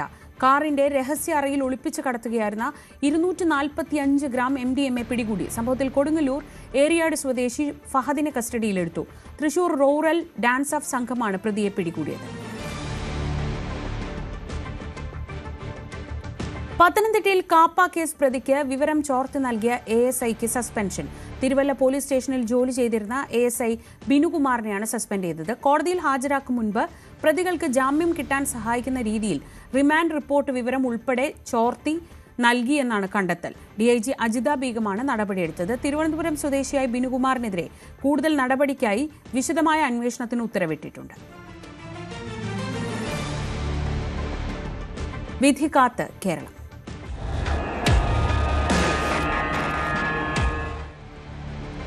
കൊച്ചിയിൽ നടി ആക്രമിക്കപ്പെട്ട കേസിൽ സുപ്രധാന വാർത്താ കേന്ദ്രമായിരുന്നു ആലുവ പോലീസ് ക്ലബ്. ദിലീപ് സംശയമുനയിലായതിനു പിന്നാലെ നടനെ 13 മണിക്കൂർ തുടർച്ചയായി ചോദ്യം ചെയ്തത് ഈ പോലീസ് ക്ലബിലായിരുന്നു. പിന്നീട് ദിലീപിനെ അറസ്റ്റ് ചെയ്ത് കൊണ്ടുവന്നതും പോലീസ് ക്ലബിലേക്ക് തന്നെ. കേസിലെ പല പ്രതികളുടെയും ചോദ്യം ചെയ്യലിന് കേന്ദ്രമായതും ഇതേ സ്ഥലം തന്നെ. നടിയെ ആക്രമിച്ച കേസിൽ പോലീസിൻ്റെ അന്വേഷണ സംഘത്തിൻ്റെ ഏറ്റവും നിർണായകമായ നീക്കങ്ങൾ നടക്കുന്നതും അതോടൊപ്പം തന്നെ അവരുടെ മുഴുവൻ പ്രവർത്തനവും കേന്ദ്രീകരിച്ചിരുന്നത് ഇവിടെയുള്ള ആലുവയിലെ പോലീസ് ക്ലബ്ബ് കേന്ദ്രീകരിച്ചുകൊണ്ടായിരുന്നു. ആലുവ ജംഗ്ഷനിൽ നിന്ന് ആലുവ മണപ്പുറത്തേക്ക് പോകുന്ന ഈ വഴിയിൽ ഇവിടേക്ക് വരുന്നവർക്ക് ആലുവ മണപ്പുറം സുപരിചിതമായൊരു ഇടമാണ്. ഈ വഴിയിലേക്ക് പോകുമ്പോഴാണ് ഇവിടെ ഇടതുഭാഗത്ത് ചേർന്നുകൊണ്ട് ആലുവ പോലീസ് ക്ലബ്ബ് ഉള്ളത്. ഇവിടം കേന്ദ്രീകരിച്ചായിരുന്നു പോലീസിൻ്റെ ഏറ്റവും നിർണായകമായ നീക്കങ്ങൾ നടക്കും. പ്രധാനപ്പെട്ടതുമായ ചോദ്യം ചെയ്യൽ, നടൻ ദിലീപിൻ്റെ ചോദ്യം ചെയ്യൽ ഉൾപ്പെടെയുള്ള കാര്യങ്ങൾ നടക്കുന്നതും ഇവിടെ കേന്ദ്രീകരിച്ചായിരുന്നു. ഇന്നത് ഡിസ്ട്രിക്ട് പോലീസ് ട്രെയിനിങ് സെൻറ്റർ എന്ന രീതിയിലേക്ക് മാറ്റിയിട്ടുണ്ട്. അന്നത്തെ ആലുവ പോലീസ് ക്ലബ്ബ് എന്ന രീതിയിലായിരുന്നു. ഇന്നൊരു പോലീസിൻ്റെ ഒരു പരിശീലന കേന്ദ്രം എന്ന രീതിയിലേക്കെല്ലാം തന്നെ മാറിയിരിക്കുന്നു. ഇതിൽ കേസ് വന്ന അതിനുശേഷം പോലീസിൻ്റെ ചോദ്യം ചെയ്യലടക്കം നിരവധി പേരെ ചോദ്യം ചെയ്യലടക്കമുള്ള കാര്യങ്ങളെല്ലാം തന്നെ ഉണ്ടായിരുന്നതിൽ നടന്മാർ ഉൾപ്പെടെയുള്ളവർ പലതവണ ഇവിടേക്ക് വരികയും വിളിപ്പിക്കുകയും ചോദ്യം ചെയ്യലും എല്ലാം തന്നെ നീണ്ടുന്നു. അതിൽ ഏറ്റവും സുപ്രധാനമെന്ന് പറയുന്നത് അന്വേഷണം. അതിൽ ഏറ്റവും സുപ്രധാനം ജൂൺ 28 നടന്ന ചോദ്യം ചെയ്യൽ. അന്ന് നടൻ ദിലീപിനെയും നാദർഷയെയും വിളിച്ചു വരുത്തുകയും ചോദ്യം ചെയ്യലടക്കം നീണ്ടുപോവുകയും ചെയ്തു. 13 മണിക്കൂറുകളോളം ആ ചോദ്യം ചെയ്യൽ നീണ്ടുന്നു. ഒരുപക്ഷേ ഈ അന്വേഷണത്തിലെ ഏറ്റവും അതിനിർണായകമെന്നെല്ലാം തന്നെ പറയാവുന്ന ചോദ്യം ചെയ്യൽ, ഈ കേസ് അന്വേഷണത്തിൻ്റെ ഏറ്റവും വഴിത്തിരിവ് എന്ന് പറയാവുന്ന കാര്യങ്ങളും എല്ലാം നടന്നത് ആ ദിവസമാണ്. 13 മണിക്കൂറാണ് അന്ന് ആ ചോദ്യം ചെയ്യൽ നീണ്ടു നിന്നത്. പോലീസിനെ അതുവരെ സമാഹരിച്ച ചോദ്യം ചെയ്യലിൽ നിന്നടക്കം ശേഖരിച്ച മുഴുവൻ തെളിവുകളും എല്ലാം തന്നെയും ക്രോഡീകരിച്ചുകൊണ്ടാണ് അന്ന് അത്തരം ഒരു വലിയ നീണ്ട മണിക്കൂറുകൾ നീണ്ട ചോദ്യം ചെയ്യലിലേക്ക് പോയത്. ആ 13 മണിക്കൂർ നീണ്ട ഏതാണ്ട് അർദ്ധരാത്രിയിലേക്ക് നീങ്ങുമ്പോൾ ഇവിടെ മുഴുവനായിട്ട് തന്നെയും ആളുകൾ തടിച്ചുകൂടുന്ന രീതിയിലേക്കെല്ലാം തന്നെ വന്നിരുന്നു. പ്രധാനമായും തന്നെ അന്ന് പറഞ്ഞിരുന്നത് ദിലീപ് അറസ്റ്റിലാകും എന്ന് തന്നെ എല്ലാം തന്നെ പറഞ്ഞിരുന്ന ഒരു സമയമായിരുന്നു അത്. അതിൽ ആ സമയത്ത് ദിലീപ് അറസ്റ്റിൽ എന്ന് തന്നെയുള്ളൊരു വാർത്തകളിലേക്കെല്ലാം തന്നെ വരികയും എല്ലാം തന്നെ ചെയ്തു. പലപ്പോഴും ആ രീതിയിലേക്ക് മാധ്യമങ്ങൾ അതിനെ ആ വാർത്തകൾ ആ രീതിയിലേക്ക് പോകുന്നു എന്നൊരു സംശയവും തന്നെ ഉണ്ടായിരുന്നു. പക്ഷേ പിന്നീട് നടൻ സിദ്ദിഖ് അടക്കമുള്ളവർ ഇവിടെ എത്തുകയും അദ്ദേഹം ഇവിടെ എന്താണ് സംഭവിക്കുന്നതെന്ന് അറിയാൻ താൻ വന്നതാണ് എന്ന് എല്ലാം തന്നെ പറയുകയും ചെയ്തു. അവിടെ കൂടിയിരിക്കുന്നവർ താങ്കൾ എന്തുകൊണ്ട് ഇവിടേക്ക് വന്നു എന്ന് പറയുമ്പോൾ എൻ്റെ അടുത്ത സുഹൃത്തിനെയാണ് ഇവിടേക്ക് വിളിച്ചു വരുത്തി, ഇത്ര സമയം ഇത്രയാകുമ്പോൾ അദ്ദേഹത്തെ കാണുന്നില്ല, അതുകൊണ്ട് അന്വേഷിച്ച് വന്നതാണ് എന്നതടക്കമുള്ള ഒരു പരാമർശങ്ങൾ അദ്ദേഹം നടത്തുകയും എല്ലാം ചെയ്തതും ആ ഒരു സമയത്താണ്. തുടർന്ന് രാത്രിയോടുകൂടി വളരെ വൈകി ഇവരെ അവിടെ നിന്ന് ചോദ്യം ചെയ്യൽ പൂർത്തിയാക്കിയ ശേഷം വിടുന്നു. പിന്നീട് ജൂലൈ 10-നാണ് ദിലീപിൻ്റെ അറസ്റ്റ് രേഖപ്പെടുത്തുന്നത്. അന്ന് ഈ തൊട്ടടുത്തുള്ള ഈ കെട്ടിടവും എല്ലാം തന്നെ കേന്ദ്രീകരിച്ചുകൊണ്ട് തന്നെയായിരുന്നു മുഴുവൻ മാധ്യമ സംഘവും എല്ലാം തന്നെ ഉണ്ടായിരുന്നു. കാരണം ഇതിനകത്തേക്ക് പ്രവേശനമില്ലായിരുന്നു. ഈ തൊട്ടടുത്ത ഈ ഒരു കെട്ടിടത്തിൽ അതിൻ്റെ ഗോഡി പടിയിലെല്ലാം തന്നെ കയറി നിന്നുകൊണ്ടായിരുന്നു ദൃശ്യങ്ങൾ പകർത്തിയിരുന്നത്. ഇന്നിപ്പോൾ അതിന് മാറിയിരിക്കുന്നു. ഇതിപ്പോൾ ആലുവ നഗരസഭയുടെ ജനകീയ ആരോഗ്യ കേന്ദ്രം തോട്ടക്കാട്ടുകര എന്ന രീതിയിലേക്ക് ആ സ്ഥാപനം മാറുന്നു. അന്ന് ഇതര സംസ്ഥാന തൊഴിലാളികൾക്ക്, അതിഥി തൊഴിലാളികളുടെ ഒരു പ്രധാനപ്പെട്ട ഒരു വാസസ്ഥലമായിരുന്നു അത്. അതിനെല്ലാം തന്നെ ഇപ്പോൾ അതിന് മാറ്റം വന്നിരിക്കുന്നു. വർഷങ്ങൾ കൊണ്ട് അത്തരം കാര്യങ്ങളെല്ലാം തന്നെ മാറിയിരിക്കുന്നു. എന്തായാലും ഇതായിരുന്നു നടിയെ ആക്രമിച്ച കേസിലെ ഏറ്റവും നിർണായകമായ ചോദ്യം ചെയ്യലും പ്രധാനപ്പെട്ട നീക്കങ്ങളും എല്ലാം നടന്നത്. ദിലീപ് ജൂലൈ 10 അറസ്റ്റ് ചെയ്യപ്പെടുമ്പോൾ ആലുവയിലെ ഈ സമീപത്തുള്ള ഒരു കോഫി ഹൗസിലേക്ക് അന്ന് ഇവിടുത്തെ സിറ്റി റൂറൽ എസ് പി ആയിരുന്ന റൂറൽ എസ് പി ആണ് ഇവിടെ ദിലീപിനെ വിളിച്ചു വരുത്തുന്നതും ഇത്തരം കാര്യങ്ങളെല്ലാം തന്നെ അദ്ദേഹത്തോട് പറയുകയും എല്ലാം തന്നെ ചെയ്യുന്നത്. എ വി ജോർജ് അദ്ദേഹത്തെ വിളിച്ചു വരുത്തി കാര്യങ്ങൾ പറയുകയും തന്നെ ഈ കേസിൽ പ്രതിയാണ്, നിങ്ങൾ ഈ കേസിലെ പ്രതിയാണ്, അതിൽ നിങ്ങളുടെ അറസ്റ്റ് രേഖപ്പെടുത്തുകയാണെന്നെല്ലാം തന്നെ പറയുന്നത് ആലുവയിലേക്ക് വിളിച്ചു വരുത്തിയാണ്. അദ്ദേഹം അവിടെ വെച്ച് കാര്യങ്ങൾ സംസാരിക്കുകയും തുടർന്ന് ഇവിടേക്ക് കൊണ്ടുവരികയുമായിരുന്നു. അന്നും ഇവിടെ ഈ ആലുവ പോലീസ് ക്ലബിലേക്ക് കൊണ്ടുവരികയും പിന്നീടാണ് ഈ വാർത്ത വലിയ രീതിയിലേക്ക് മാറുകയും എല്ലാം ചെയ്തത്. അങ്ങനെ ഈ നടിയെ ആക്രമിച്ച കേസിലെ ഏറ്റവും സുപ്രധാനമായ നീക്കങ്ങളും കാര്യങ്ങളും എല്ലാം നടന്നത് ആലുവയിലെ പോലീസ് ക്ലബ്ബ് കേന്ദ്രീകരിച്ചുകൊണ്ടായിരുന്നു. പിന്നീട് ഇങ്ങോട്ടും പല പോലീസിൻ്റെ നീക്കങ്ങൾ പ്രധാനപ്പെട്ട ഈ കേസിലെ പ്രധാനപ്പെട്ട പോലീസിൻ്റെ ചോദ്യം ചെയ്യൽ അടക്കമുള്ള കാര്യങ്ങൾ നടക്കുകയും എല്ലാം തന്നെ ചെയ്ത ഒരു സ്ഥലം ഇന്ന് ഇത് മാറിയിരിക്കുന്നു. ഇന്ന് പോലീസിൻ്റെ ഒരു പരിശീലന കേന്ദ്രം എന്ന രീതിയിലേക്ക് മാറിയിരിക്കുന്നു. നേരത്തെ ആ സമയത്ത് ചോദ്യം ചെയ്യലിൻ്റെ എല്ലാം തന്നെ ആ സമയത്ത് പ്രധാനമായും മാധ്യമങ്ങളെല്ലാം തമ്പടിച്ചിരുന്ന ഒരു പ്രധാനപ്പെട്ട കേന്ദ്രമായിരുന്നു. ഈ വഴി പോകുമ്പോഴെല്ലാം ആളുകൾ ചൂണ്ടിക്കാണിക്കുകയും പറയുകയും എല്ലാം ചെയ്തിരുന്നു. ഇവിടെ ആയിരുന്നു ചോദ്യം ചെയ്യലും എല്ലാം തന്നെ പറഞ്ഞിരുന്നു എന്ന ഒരു സ്ഥലമാണ് ഇത്. CPM പാർട്ടി ഓഫീസ് നിർമ്മാണത്തിന് വായ്പ നൽകിയ പണം മടക്കി നൽകാത്തതിനെതിരെ സംസ്ഥാന നേതൃത്വത്തിന് പരാതി നൽകിയ പാർട്ടി അംഗം പാർട്ടി വിട്ടു. തൊടുപുഴ കാരിക്കോട് ബ്രാഞ്ചിൽ പ്രവർത്തിച്ചിരുന്ന അബ്ബാസ് ഇബ്രാഹിമാണ് പാർട്ടി വിട്ടത്. പാർട്ടി നേതൃത്വം ഭീഷണിപ്പെടുത്തിയെന്നും അബ്ബാസ് ആരോപിക്കുന്നു.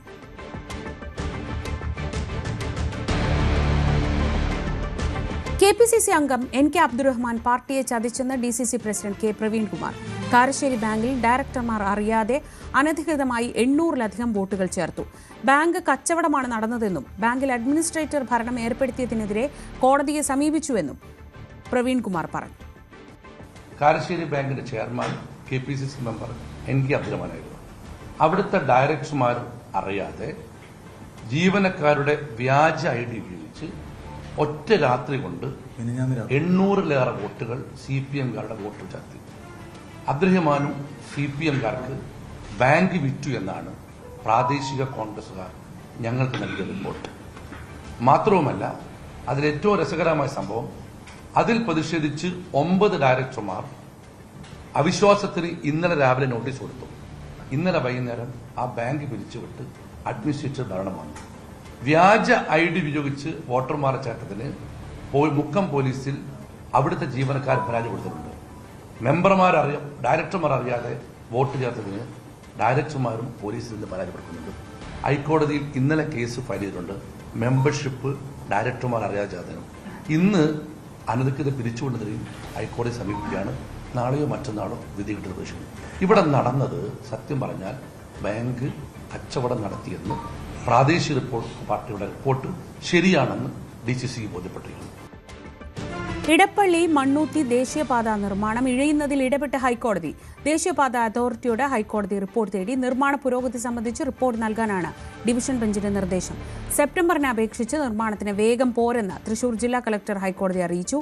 NHAI മതിയായ സുരക്ഷാ ബോർഡുകൾ സ്ഥാപിച്ചിട്ടില്ലെന്നും തൃശൂർ ജില്ലാ കളക്ടർ കോടതിയെ അറിയിച്ചു.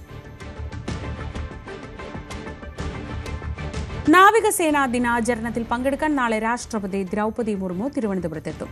ദിനാഘോഷത്തിന്റെ ഭാഗമായുള്ള അഭ്യാസ പ്രകടനങ്ങൾ തിരുവനന്തപുരം ശംഖുമുഖം ബീച്ചിൽ നടക്കും. ഇന്ത്യൻ നാവികസേനയുടെ കരുത്തായ ഡിസ്ട്രോയർ യുദ്ധക്കപ്പലുകളും ഫൈറ്റർ ജെറ്റുകളും കോംബാറ്റ് ഹെലികോപ്റ്ററും കഴിഞ്ഞ ദിവസം നടന്ന മറ്റ് അഭ്യാസ പ്രകടനങ്ങളുടെ ഫുൾ ഡ്രസ് റിഹേഴ്സലിൽ പങ്കെടുത്തിരുന്നു. ഇന്ത്യൻ തീരസേനയുടെ കരുത്തും പോരാട്ട വീര്യവും വ്യക്തമാകുന്ന ശക്തി പ്രകടനത്തിനാണ് ശംഖുമുഖം തീരം ഒരുങ്ങുന്നത്. നാളെ രാഷ്ട്രത്തിന്റെ സർവ്വസൈന്യാധിപ രാഷ്ട്രപതി ദ്രൗപദി മുർമുവിന്റെ സാന്നിധ്യത്തിലാകും തീരസേനയുടെ അഭ്യാസ പ്രകടനങ്ങൾ. എല്ലാ ഒരുക്കങ്ങളും ശംഖുമുഖത്ത് പൂർത്തിയായി കഴിഞ്ഞു. നാവികസേനാ മേധാവി അടക്കമുള്ള ഉദ്യോഗസ്ഥ പ്രമുഖരും ചടങ്ങിൽ പങ്കെടുക്കും. അഭ്യാസ പ്രകടനത്തിന് മുന്നോടിയായി 29-നും ഇന്നലെയും ശംഖുമുഖം തീരത്ത് നടന്ന ഡ്രസ് റിഹേഴ്സൽ പൂർണ്ണ വിജയമായെന്നാണ് സേന പറയുന്നത്. അതുകൊണ്ട് തന്നെ നാളെയും വലിയ പ്രതീക്ഷയോടുകൂടിയാണ് തീരസേനയും അതുപോലെ തന്നെ രാജ്യത്തെ ജനങ്ങളും ഈ അഭ്യാസ പ്രകടനത്തെ നോക്കിക്കാണുന്നത്. ആദ്യമായാണ് ശംഖുമുഖം തലസ്ഥാന നഗരത്തിന്റെ തീരം നാവികസേനയുടെ ഈ അഭ്യാസ പ്രകടനത്തിന് വേദിയാകുന്നത്. അടക്കമുള്ള സേനാ തലവന്മാർ, സംസ്ഥാന ഗവർണർ, അതുപോലെ തന്നെ മുഖ്യമന്ത്രി പിണറായി വിജയൻ തുടങ്ങിയവർ ഈ അഭ്യാസ പ്രകടനം നേരിട്ട് വീക്ഷിക്കാൻ എത്തുന്നുണ്ട്. ഇന്ത്യ തദ്ദേശീയമായി വികസിപ്പിച്ചെടുത്ത വിമാനവാഹിനി കപ്പൽ INS വിക്രാന്ത് അടക്കം സേനയുടെ അഭിമാനങ്ങളായ കപ്പലുകൾ, സേനയുടെ അഭിമാനങ്ങളായ പോരാട്ടത്തിന് ഉപയോഗിക്കുന്ന എല്ലാ കപ്പലുകൾ, പടക്കപ്പലുകളും തീരത്തേക്ക് എത്തിക്കഴിഞ്ഞു. യുദ്ധക്കപ്പലുകളും ചെറുകപ്പലുകളും പായ്ക്കപ്പലുകളും MiG-2, MiG-29, Sea King WS-61, P-8 വിമാനങ്ങൾ, ഹെലികോപ്റ്റർ വിഭാഗത്തിലുള്ള ചേതക്, ധ്രുവ്, കാമോ K-31, അക്രോബാറ്റിക് പ്രകടനത്തിലുള്ള കിരൺ വിമാനങ്ങൾ തുടങ്ങി പല സേനയുടെ അഭിമാനങ്ങളായ പല വിമാനങ്ങളും, നാവികസേനയുടെ അഭിമാനങ്ങളായ പടക്കപ്പലുകളും വിമാനങ്ങളും തീരത്ത് എത്തിക്കഴിഞ്ഞു. ഇതിലൂടെയുള്ള അഭ്യാസ പ്രകടനമാകും നാളെ നടക്കുക. കരയിലേക്കും പാരഷൂട്ടുകളിൽ നിന്ന് കപ്പലുകളിലേക്കും കരയിലേക്കും പറന്നിറങ്ങുന്ന നാവികസേനയുടെ പാരഷൂട്ട് ട്രൂപ്പുകൾ ഈ അഭ്യാസ പ്രകടനത്തിന് പ്രത്യേക ഭംഗിയേകും, പ്രത്യേക ആവേശം നൽകും. ഇന്നലെ നടന്ന ഡ്രസ് റിഹേഴ്സലിലുമൊക്കെ വളരെ ആവേശത്തോടു കൂടിയാണ് കാണികൾ അതിനെ വരവേറ്റത്.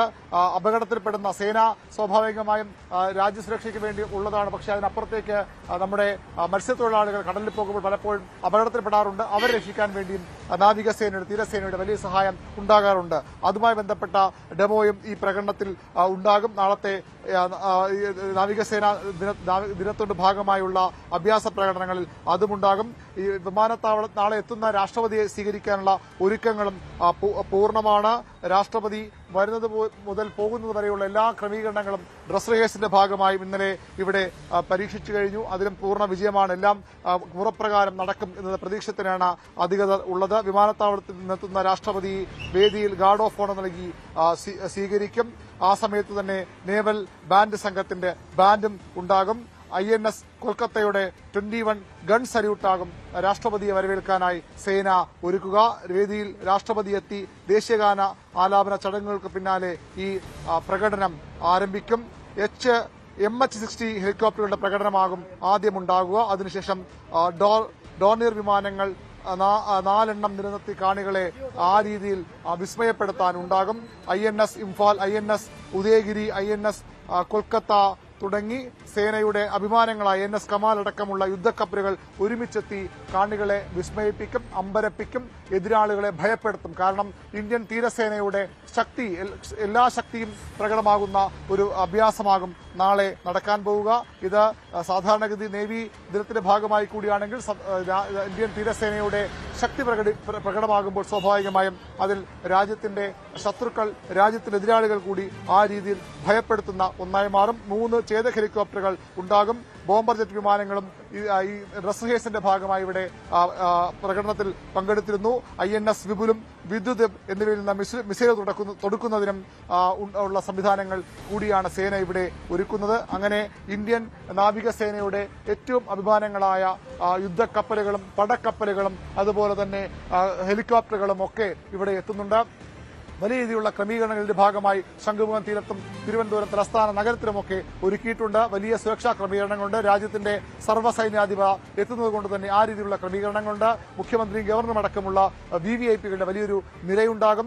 ഗതാഗതം പൂർണ്ണമായും ഇതിനകം തന്നെ നിയന്ത്രണത്തിൽ ആയിക്കഴിഞ്ഞു. തീരം പ്രത്യേകം ഒരു കൃത്രിമ തീരം, ശംഖുമുഖം വളരെ പ്രധാനപ്പെട്ട ഒരു തീരമാണ്. ഏറ്റവും മനോഹരമായ സംസ്ഥാന തീരങ്ങളിൽ ഒന്നായിരുന്നു. പക്ഷേ കടലാക്രമണം, കടൽക്ഷോഭം ആ തീരത്തിന്റെ ഭംഗി തീരത്തെ തന്നെ ഇല്ലാതാക്കിയത്. പക്ഷേ ഇന്ത്യൻ സേനയുടെ ഒരു വിരുത് നമ്മൾ അവിടെയും കണ്ടു. തീരം പൂർണ്ണമായും ഒരു ഭാഗം പുനർനിർമ്മിച്ചുകൊണ്ടാണ് ഈ അഭ്യാസ പ്രകടനത്തിന് വേദി ഒരുക്കുന്നത്. അങ്ങനെ തലസ്ഥാനം ഇതാദ്യമായി ഇന്ത്യൻ നാവികസേനയുടെ അഭ്യാസ പ്രകടനത്തിന് വേദിയാവുകയാണ്. നാളെ രാഷ്ട്രപതി ദ്രൗപദി മുർമു തലസ്ഥാനത്തെത്തും. അതോടുകൂടി വലിയ പ്രതീക്ഷയോടുകൂടി കാണികൾക്ക് പ്രത്യേക പ്രവേശനം ഇവിടെ ഏർപ്പെടുത്തിയിട്ട് സാധാരണക്കാര ആളുകളെയും കാണികളാക്കി ഇവിടേക്ക് ക്ഷണിക്കുന്നുണ്ട്. അതുപോലെ തന്നെ വെട്ടുകാടും ആളുകൾക്ക് ഈ അഭ്യാസ പ്രകടനം കാണാനുള്ള ക്രമീകരണങ്ങളുണ്ട്. അങ്ങനെ വലിയൊരു ആകാംക്ഷയോടുകൂടിയാണ് നാവികസേനാ ദിനം മറ്റന്നാളാണെങ്കിലും നാളെ നടക്കുന്ന ഈ നാവികസേനാ ദിനത്തിന്റെ ഭാഗമായുള്ള പരിപാടി കേരളം, പ്രത്യേകിച്ച് തലസ്ഥാന നഗരം കാത്തിരിക്കുന്നത്. നാവികാഭ്യാസത്തിനുള്ള ഒരുക്കങ്ങൾ പൂർണ്ണമെന്ന വൈസ് അഡ്മിറൽ സമീർ സക്സേന. നാവികസേനയുടെ ശക്തി വ്യക്തമാക്കുന്ന പ്രകടനമാകും നാളെ ശംഖുമുഖത്ത് നടക്കുകയെന്നും അദ്ദേഹം വ്യക്തമാക്കി. നാവികാഭ്യാസത്തിന് സാക്ഷിയാകാൻ രാഷ്ട്രപതി ദ്രൗപദി മുർമു നാളെ തിരുവനന്തപുരത്തെത്തും. I would like to thank the government of Kerala for their tremendous support for tomorrow's event and once again invite you all to what will be a spectacular operational demonstration at the Shanmugam beach. The show starts at 1500 hours at 3 p.m. and your presence will be most valued. May I seek your indulgence to promote the event through your news houses and channels. In conclusion, I would like to reaffirm the Navy is resolved to remain ever vigilant, a combat-ready, cohesive, credible, future-ready force, and assure each of you that we remain ready to defend our country and our maritime interests. I thank you all and wish you every happiness, good health, prosperity for your future endeavors. Shanavaruna, Jai Hind. Type 1 പ്രമേഹബാധിതരായ കുട്ടികൾക്കായി നടപ്പാക്കുന്ന മിഠായി പദ്ധതിക്ക് കീഴിൽ ഉപയോഗിക്കുന്ന മരുന്ന് മാറ്റിയത് കുട്ടികളെയും രക്ഷിതാക്കളെയും വലയ്ക്കുന്നു. പുതിയ മരുന്ന് ഉപയോഗിച്ചു തുടങ്ങിയത് മുതൽ ശരീരത്തിൽ ഷുഗറിന്റെ അളവ് ക്രമാതീതമായി കൂടുകയും കുറയുകയും ചെയ്യുന്നുവെന്നാണ് പരാതി. മെയിനായിട്ട് നമുക്ക് എന്താ വെച്ച് കഴിഞ്ഞാൽ ഷുഗർ കുറയണ ഒരു ടെൻഡൻസി ഉണ്ടായിരുന്നു. അതിപ്പോൾ കാരണം പെട്ടെന്നൊരു മരുന്നിൻ്റെ ചേഞ്ച് നമുക്ക് ഓൾറെഡി കിട്ടിക്കൊണ്ടിരിക്കുന്ന സംഭവത്തിൽ നിന്ന് പെട്ടെന്ന് ഇങ്ങനെ ഒരു മരുന്ന് ചേഞ്ച് ആയപ്പോൾ ഇതേപോലെ ഷുഗറൊക്കെ കുറയാൻ കൂടുതൽ ചാൻസ് ഉണ്ടായിരുന്നത്. ഇതിനെ നമ്മൾ കറക്റ്റ് ചെയ്യണം. ഇപ്പോൾ ഷുഗർ കൂടുകയാണെന്ന് വെച്ചെങ്കിൽ നമുക്ക് കറക്ഷൻ ഡോസ് എന്ന് പറഞ്ഞിട്ട് നമ്മൾ എക്സ്ട്രാ 1 യൂണിറ്റ് 2 യൂണിറ്റ് ഒക്കെ നമ്മൾ എക്സ്ട്രാ എടുക്കേണ്ടി വരും. അപ്പോഴേക്കും അത് മറ്റേന്ന് പറഞ്ഞു കഴിഞ്ഞാൽ പഴയ ഇൻസുലിനായിരുന്നു, ഫാസ്റ്റ് ആക്ടിങ് ഇൻസുലിനായിരുന്നു വെച്ചെങ്കിൽ പെട്ടെന്ന് നമുക്കത് കൺട്രോളായി പോകുമായിരുന്നു. പക്ഷേ ഇതെന്താ വെച്ച് കഴിഞ്ഞാൽ പെട്ടെന്ന് നമുക്ക് താഴെ വരും. രാത്രി വെക്കണം ഇൻസുലിൻ ഉണ്ട്. അത് വെച്ച് കഴിഞ്ഞാൽ രാത്രി നമ്മൾ ഉറങ്ങുന്ന ബെഡ് ടൈമിൽ നമ്മൾ ഉറങ്ങുന്ന ടൈമിലാകുമ്പോൾ നമുക്കത് അറിയില്ല. ചിലപ്പോൾ അങ്ങനെ കുറേ പേർക്ക് ഷുഗർ കുറയാനും അതേപോലെ തന്നെ നമുക്ക് ഹോസ്പിറ്റലിൽ കൊണ്ടുപോകേണ്ട ഫീസൊക്കെ വരലുണ്ട്. ടൈപ്പ് 1 പ്രമേഹത്തോട് ജീവിതകാലം മുഴുവൻ നീണ്ടു നിൽക്കുന്ന ഒരു വലിയ പോരാട്ടമാണ് ശരൺ അടക്കമുള്ളവർ നടത്തുന്നത്. കൃത്യമായ ഇടവേളകളിൽ ഇൻസുലിൻ എടുത്തില്ലെങ്കിൽ ഒരുപക്ഷെ എല്ലാം താളം തെറ്റും. എന്നാൽ ഇൻസുലിൻ കൃത്യമായി എടുത്താൽ ഇവർക്ക് സാധാരണ ജീവിതം സാധ്യമാണ് താനും. ഇപ്പോൾ ഗവൺമെൻറ് വളരെ സപ്പോർട്ടീവാണ്. അവരിപ്പോൾ ഫണ്ട് അനുവദിച്ചിട്ടുണ്ട്. ഈ നമ്മുടെ ബുദ്ധിമുട്ടുകൾ അവരറിഞ്ഞ് പ്രവർത്തിക്കുന്നുണ്ട്. അത് വളരെ സന്തോഷകരമായ ഒരു വാർത്തയാണ്. അപ്പോൾ ചിട്ടയോടുകൂടിയുള്ള ഭക്ഷണക്രമവും ഇൻസുലിൻ കൃത്യസമയത്തും നല്ലപോലെ ഗ്ലൂക്കോസ് നിരീക്ഷിക്കുകയാണെങ്കിൽ അവർക്ക് സാധാരണ രോഗികളെ പോലെ സാധാരണ ആൾക്കാരെ പോലെ ജീവിക്കാവുന്ന സന്ദേശം കൊടുക്കാനാണ് ഞാൻ. അതെ അതെ, അവർ സാധാരണ ജനങ്ങളെ പോലെ തന്നെ ജീവിക്കാൻ സാധിക്കുമെന്നുള്ളതിന് ഉത്തമ ഉദാഹരണം. സർക്കാരിന്റെ മിഠായി പദ്ധതിയാണ് ടൈപ്പ് 1 പ്രമേഹബാധിതർക്ക് കൈത്താങ്ങാകുന്നത്. 2018 2 ലക്ഷം രൂപയിൽ കവിയാത്ത വാർഷിക വരുമാനമുള്ള രക്ഷിതാക്കളുടെ കുട്ടികളെ ഉൾപ്പെടുത്തി ഈ പദ്ധതി തുടങ്ങിയത്. നിലവിൽ 2000 കുട്ടികൾ പദ്ധതിക്ക് കീഴിലുണ്ട്. ആദ്യഘട്ടത്തിൽ കുട്ടികൾക്ക് ആവശ്യമുള്ളത്ര ഇൻസുലിൻ സൗജന്യമായി നൽകിയിരുന്നെങ്കിൽ ഇപ്പോഴത് നിശ്ചിത അളവിൽ മാത്രമാണ് കൊടുക്കുന്നത്. ശരീരത്തിലെ ഷുഗർ നിശ്ചിത അളവിൽ നിലനിർത്താൻ നൽകുന്ന ബേസലോപ്പ്, ഭക്ഷണത്തിന് മുൻപ് നൽകുന്ന ഫിയാസ്പ് എന്നീ ഇൻസുലിനുകളാണ് നേരത്തെ കൊടുത്തിരുന്നത്. 6 മാസം മുൻപ് ഫിയാസ്പിന് പകരം മറ്റൊരു മരുന്ന് നൽകി തുടങ്ങി. ഇതോടെയാണ് ബുദ്ധിമുട്ടും ആരംഭിച്ചത്.